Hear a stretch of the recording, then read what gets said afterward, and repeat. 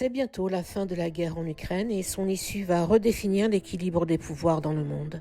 L'Ukraine risque de perdre la guerre car les États-Unis ont fixé des règles favorables à Vladimir Poutine, comme la non-adhésion de l'Ukraine à l'OTAN et l'annexion russe des 4 oblasts ukrainiens et de la Crimée. Et Zelensky sait qu'il ne pourra pas récupérer les territoires conquis par les Russes, et cela en échange d'une trêve de 30 jours sur les installations énergétiques. Pour une paix totale et stable, il faudra que les Européens cessent de militariser l'Ukraine et qu'elle arrête de lui livrer de l'armement. Alors la présence des deux puissances hégémoniques USA et Russie seront présentes au défilé militaire sur la place rouge à Moscou en Russie le 9 mai, afin de célébrer la fin du nazisme de la Seconde Guerre mondiale. C'est aussi un symbole très fort de la fin de la guerre en Ukraine pour les Russes. USA et Russie sont deux puissances qui ont beaucoup d'affinités idéologiques et religieuses, ce qui facilite le rapprochement entre ces deux grands blocs qui vont redéfinir le nouvel ordre mondial. Ce qui glace l'Europe occidentale qui craint pour ses propres stratégies en Ukraine, alors que si nous voulons faire baisser le prix du gaz et de l'énergie,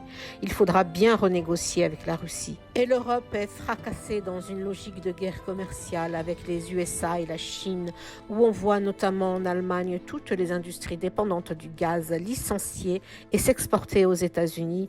Et ça ne sera pas facile pour l'Europe après la guerre, car la Russie n'oubliera jamais la position européenne anti-russe.